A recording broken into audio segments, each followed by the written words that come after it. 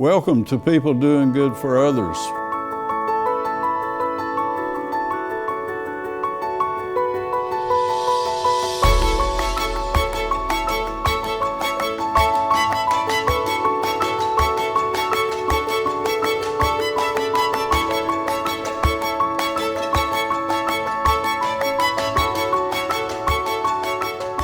Good morning. This is People Doing Good for Others, where we highlight and celebrate and hold in the light those who truly matter in our communities, those who give in a special way. I want to thank Riverstreet Productions and Wilkes Communications for this opportunity, and WIFM. And again, thank you for being with us. And I'm Gary York, and I'm grateful to speak to you this morning. And my special guest is Dr. Brian Fannon. He is the representative of the Riverkeeper organization, and we're going to talk about his journey with the Yadkin River, and he's also has his PhD in biology from UNCG. He loves to talk to either second graders or college folks. He's a guy that I've developed a significant interest in here, and he's worked in Alaska and working with beavers and fish. He's just a man of all seasons, and it's going to be a wonderful opportunity. So good morning to you, my friend. Good morning. And I'd like to start with floating down the Yadkin River, and you mentioned that it's much cleaner than it was 30 years ago. So Brian, I want you to it'd be a good segue for us to start today. Okay. And when I say that it's much cleaner than it was 30 years ago, that doesn't mean that it's completely cleaned up and ready to go yet. But we've had a lot of change in this watershed through the years, changes in industry and changes in laws, starting with the Clean Water Act, that have made a huge difference in the river. So I can't say that we can take credit for all of the cleaning up. Our organization started about 2008. But Riverkeepers did? Riverkeeper organization. 2008. Yadkin Riverkeeper. And how are you funded? We are a private nonprofit. So we are funded through donations and writing grants to do specific work on the river. You do the grant writing? I do part of it. Good, good. We have an executive director and an operations director that do a lot of the grant writing and grant work. So the oversight area, just give us some idea of where, would there be three of you? There are three of us that are full-time employees. And where do you kind of keep your mind on, or your eyes? Everywhere. Okay. It's a big basin. It's 7,200 square miles in North Carolina. And of course, it's actually the Yadkin PD River. It becomes the PD River after the Uwharrie River flows into it. Okay. So we are the Yadkin Riverkeeper, but we do in fact monitor the river all the way to the South Carolina state line. Now, where do you, the Yadkin, the headwaters of the Yadkin, give us some idea. Blowing Rock. Blowing Rock. Blowing Rock is the upper headwater, and it's kind of a running joke there. The spring that becomes the named Yadkin River is actually under the parking lot of the Green Park Inn in Blowing Rock. Grove Park Inn. The Green Park. Green Park, I got you. Okay. Yeah, and it comes out of a big pipe out from under the parking lot. So that is the beginning of our Yadkin River. Now there's one smaller headwater that is actually elevation-wise a little higher than that, but the named Yadkin that starts out up there actually used to be a horse watering trough there at the Green Park. And when they expanded the parking, I've been told by people who've been in that area for a long time that there was a box around the spring there, and they basically just boxed it off and piped it out to get it out from under the parking lot. So kind of an odd beginning for the river. But it's excellent trout water in the upper reaches, and flows down through North Carolina and through South Carolina, the second largest basin in North Carolina, actually. Second largest? Yes. Okay. And second, if you include the Yadkin PD all the way to the coast, it's second largest on the East Share with Coast. our audience, Dr. Fannon, what is a watershed? The watershed is a very specific term that we use to describe the area where all the water that hits in this watershed will flow to this one river. Okay. So you can think of it as a bunch of ridges running down through North Carolina, and if the water falls on this side, it's in the Yadkin watershed. If it falls on this side, it may be in the Dan River watershed or the Catawba watershed over on the other side. Okay. So it's just the area that drains to the Yadkin PD River. And that has over 1 million people living in it now. Okay. So I've learned a little bit in the past about the Forsyth Intake. And is that, can you go right there for me about the water for Forsyth County comes out of the Yadkin River? Sure, yes. The Yadkin River is the main water supply for Winston-Salem. Okay. And it obviously supplies water for several other towns as you wind your way down through the basin. Overall, the Yadkin supplies drinking water to just under 1 million people. 1 million people. So it's, the numbers vary. I've seen 800,000, I've seen just over 1 million. So somewhere around 1 million people get their drinking water. You mentioned a moment ago about flowing into the Uwharrie. Now where does that happen? The Uwharrie River flows into the Yadkin. Into the Yadkin. Then that will be down below Falls Reservoir, down below Baden Lake. Baden Lake. Just below Falls Reservoir, the Uwharrie comes in from the east, and at that point it becomes the PD River. Okay. And it continues as the PD all the way to South Carolina and empties into the Atlantic Ocean. Okay. The biggest challenges, the most significant challenges as the representative of the Yadkin, do you say Yadkin River Keeper? Yes. Okay.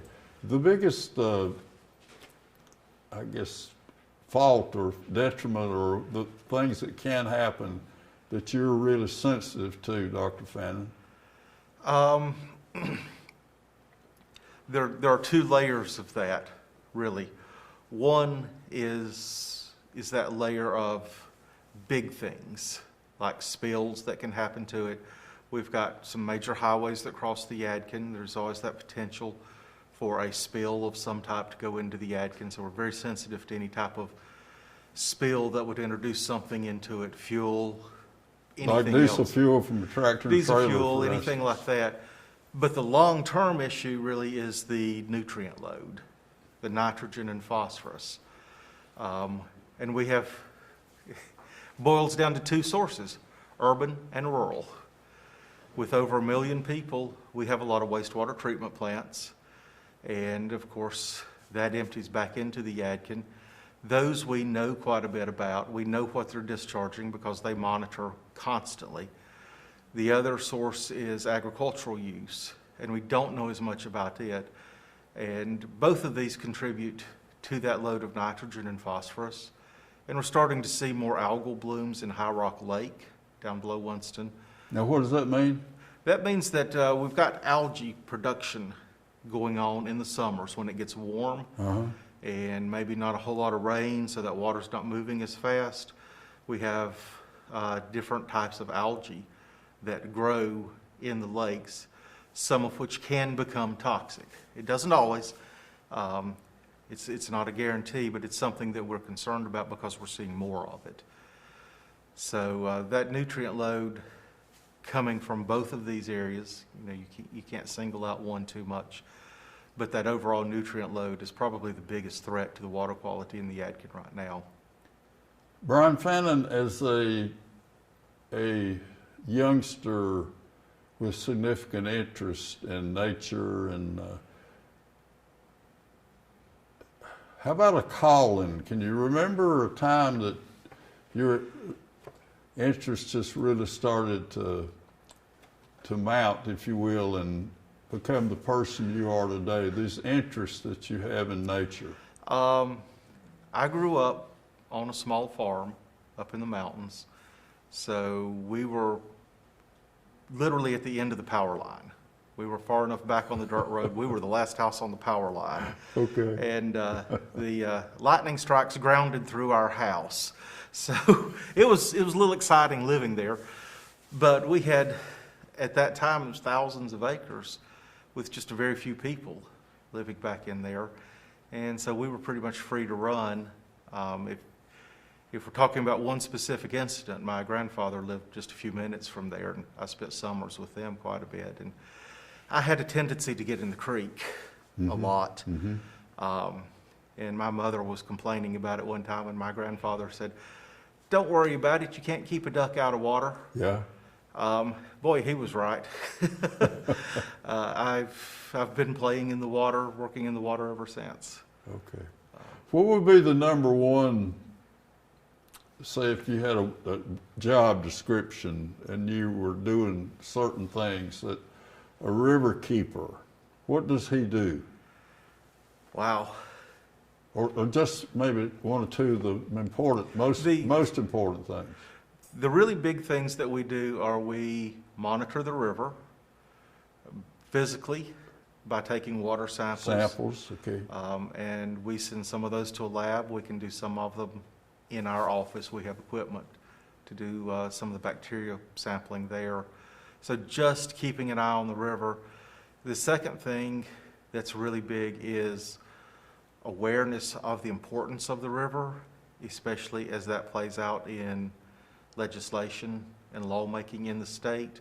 What will affect water quality? Because if we affect the water quality in the Yadkin River, we're affecting those billion people that get their water out of the Yadkin River. So those are our big priorities. Okay. And those are big umbrellas. They take in a lot underneath them, but physically being on the river, taking samples and monitoring it, and then monitoring the overall basin, especially as far as lawmaking and legislation, what will affect our water quality. You spoke to me about being in a kayak on the river. Will you do that as part of your responsibility, or is that just fun stuff, or what do you? Both. Okay, the work side, the career side of being on the river in a kayak? Physically being there and seeing what's happening, being in the water, on the water. What does it look like? What does it smell like? What are we seeing? Do we see a huge amount of garbage? Do we see something that we don't want to see on the surface, like an oily sheen, anything like that? And really, in a basin this large, we rely a lot on our membership to provide us with those field reports. For somebody to pick up the phone and say, "Hey, I was out kayaking last Sunday and I saw this weird colored stuff floating on the surface of the water." Because I can't be everywhere. Now, who are river keepers? Are there a lot of us around that belong, that are actively helping you as volunteers, maybe? The membership of the Yadkin River Keeper organization. Oh, my goodness. We have several hundred members throughout our basin that are involved in different ways. And like I say, one of the big ones is just being able to pick up the phone and call us and tell us what they're seeing. Okay. Now, in addition to that, I fly over the basin about once a month in a small plane. We have a pilot that will take us up to let us do a fly over the basin, follow the river down, and just take a look. Oh, my goodness. So sometimes once a month, sometimes more than that. But it's a practical way to cover an area this large. And part of our communication prior to being here today, you talked about an oil can or gas can, and you rescued it and said, this is something. Tell us about. You often just pick up things you see on your kayaking? I usually end up filling the kayak up on a trip down, especially for things like that fuel can, because it has potentially gasoline in it or diesel or something else. That's a pretty high priority item for me to work to get out of the river. as I see it. If it's a choice between a half a dozen drink cans or bottles and a big 5-gallon fuel can, I'm going to grab that fuel can out because that's potentially the most damaging thing to the river. Okay. And in that case that we were talking about, it was an almost new fuel can with one of the old style spouts on it that you can actually pour fuel out of without it stopping up. So it's still in use. I cleaned it up, and it's in use for our outboard boat that we keep on High Rock Lake. Really? You also had significant concern about a big Angus heifer in standing in the water. And, I would say, well, I guess maybe she's just cooling off, but you had a real concern about that. And share with us about animals in the water like that. Yeah, we recognize animals have to be able to get water and everything, but when we see access areas where the bank is beat down and the animals are going straight into it, that means that all of their waste that they produce while they're there is going straight into the river. It means we can also get a lot of erosion off of those bank areas where livestock, especially cattle, have beaten the bank down to get down into there. You see that a lot more on the small streams, the feeder streams, than you do the main Yadkin. And there are actually a lot of programs to help farmers pay for fencing to keep animals out and to leave that buffer zone, that riparian buffer, intact. That's one of our best lines of defense against nutrients and sediments, soil runoff getting into the river, or having those big wide riparian zones that slow down that stuff or stop it and let it process slowly. Like a buffer? Yeah. Is that a buffer? Those are the buffer zones. They're called riparian buffers. Okay, all right. I have good friends of the Johnson family just west of Dobson on Zephyr Road, and I marvel at how they do buffers. I mean, it's just picturesque almost as I see them always having these buffers in between their harvesting their fields, and they pay a lot of attention to them. I'm quite amazed at how much they put into keeping it beautiful and keeping it clean. And those buffers, too, are taking care of their neighbors downstream. That is something that they are giving to their community downstream from them. So that's a gift to the community Absolutely. downstream. It is protecting that water that's going downstream from there. So yeah, I love to see big, pretty buffers because those people are taking care of their land. They're taking care of their neighbors. Yeah. So you don't get the runoff when you have nice buffers around the crops, the harvesting crops. Right. It slows everything down, Okay. keeps it from moving in. And agriculture has been one of the big impacts on the Yadkin for 200 years. Okay. This was a nice place to settle, big flat bottoms beside of the river. The agricultural practices of the early settlers and farmers were not too great. They were designed for the soils in Europe, which had been plowed sometimes for 500 or 1,000 years, Wow. to break up that heavy soil. Here, they were on this fresh topsoil, and it didn't need breaking up to that extent, but that's simply how they knew to farm. So as a result, a lot of our topsoil, our prime growing soil, ended up in the Yadkin River. And that's when it became the muddy Yadkin. And, local people will be familiar with the mighty muddy Yadkin. Dr. Fannon, if you're speaking to, say you had a room, 30 people from all walks of life, farmers, industrialists, fishing, just all kinds of people, and you were addressing them as to how best help you overall, what do we say? What are the things that you'd want us to do to be good river keepers for you? The biggest thing I can say to anybody is remember that almost all of our rivers' problems start on land. They start on land and they get moved into the river. Whether it's nutrients, whether it's sediments, whether it's trash and runoff from parking lots, almost all of our problems start on land. slowing that down is the single biggest thing we can do, whether it's through riparian buffer zones, whether it's stormwater management in cities to slow that water down, filter some of that trash out of it. That's the biggest issue, keeping stuff out of the water. Okay.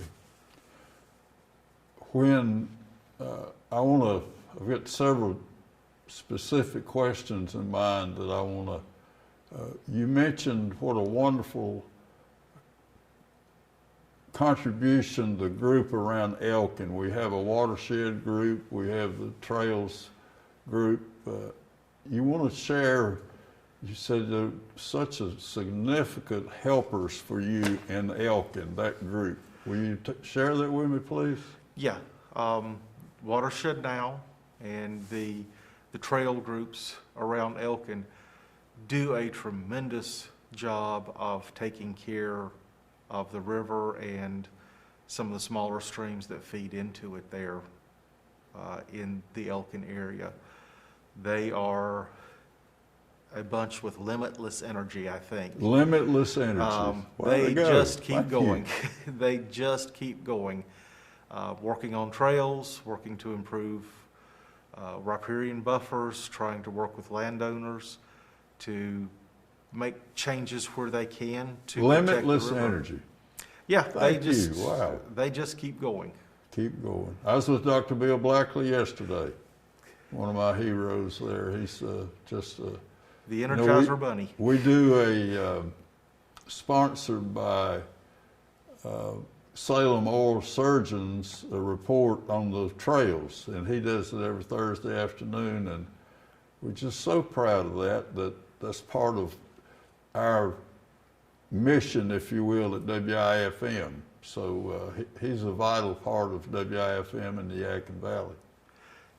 Absolutely. Yeah. So tell us about what are the watershed people doing, Dr. Fannon? They're working right now a lot with riparian zones and working with some of the landowners to get funding to do some restoration work. Restoration. Yes, and they've done quite a bit of that. They're very good at it. And that's the first big step to protecting not only the main Yadkin, but also Yadkin's water supply as well. Getting those buffers in, slowing that soil as it's moving off fields, and it's always going to move a little bit, but slowing it down, keeping it trapped in that buffer zone so that we don't end up smothering the rivers in it. Okay. Wow. The other thing that I can say that they have done that's not quite as apparent on the surface, but in their work with the trails there, and especially in encouraging river use and kayaking, they bring a whole new level of awareness of the river and its importance. I think not only to the people of Yadkin, Awareness. but wow. In supporting Yadkin's economy. Yeah. With all of the recreational use. And of course, in rural America, with the difficulties of farming, anything that can support that local economy and support the local environment is an absolute win-win situation. Yeah. I want you to feel free to bring up any idea that's vital that I might not have, and so just I want you to make sure that this is about you, and I want you to be able to, if you feel like there's a vital something we need to know, bring it out. Okay, I want you to talk about Dick Everhart and the Mitchell, the restorations. You mentioned that word a minute ago. I want to remember that. When he was still with Soil and Water, was a tremendous contributor. I know in the late 90s, when I was county commissioner, I used to love to hear him come in and ask for approval to get a $2 million grant to clean up something. And just a brief explanation of restoration of the Mitchell River. What do we do? And what were some of the issues that he faced then? Well, what we're doing with restoration is trying to return a section of river to a more natural function that provides some services to both the river and to the people downstream of that section. So you have areas where maybe the river had been cleared all the way up, right to the river. The land had been cleared all the way up Yep. there. You don't have any buffer. Forestry, cutting trees right up to the bank. Right, and they don't do that anymore. Right. We have learned over time that there are certain things that we should not do and certain things we should do. And I'm going to take a step back here while we're talking about this restoration to the 1930s, to the Dust Bowl era. Really? Oh. Yeah, we had a method of farming that was not working.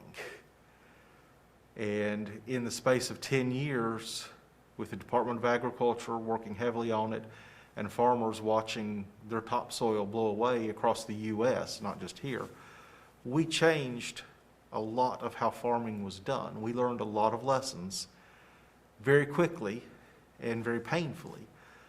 But we were able to make changes in about a 10-year time span there that dramatically improved soil health and soil retention. So over time we learned these lessons. We learned that we can't do this, but we should do this, and we can still keep using the land. Restoration is fixing some of those problems Okay. that are still there or come up, where we have a degraded stretch of river, or specifically river bank, that is allowing a lot of runoff to flow in without being slowed down or buffered.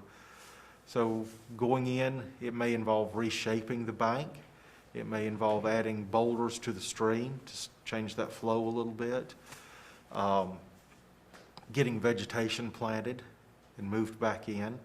And all of this can get expensive when you Yep. bring in heavy equipment. Sure. But the return is, over time, the river is functioning in a more natural method. It may be that we're filtering out a lot of soil. We may be filtering out a lot of nutrients. We may be slowing the flooding downstream by giving that river somewhere to slow out, to slow down a little bit in where it hits that vegetation. We may be doing all of these things with restoration. So the goal is to bring it back to a better function that protects the river and the people that use the river downstream.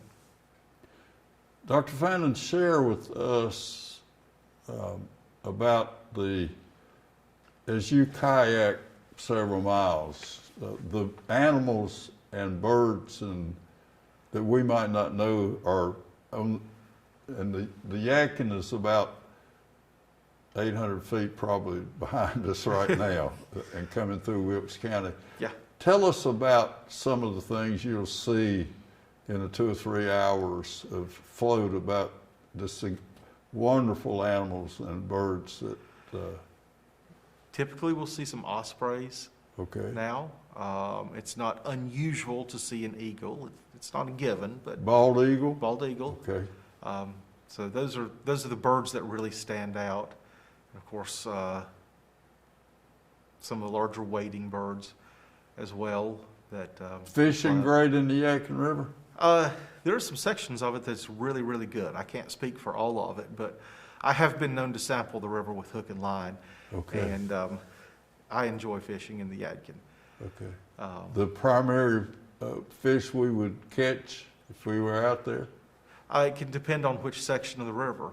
The very upper Yadkin, you're in trout water. Yeah, trout water. Down here, a little bit lower in the Yadkin, you get into smallmouth bass and catfish. Are most of these native fish? Most of them are native fish. Okay.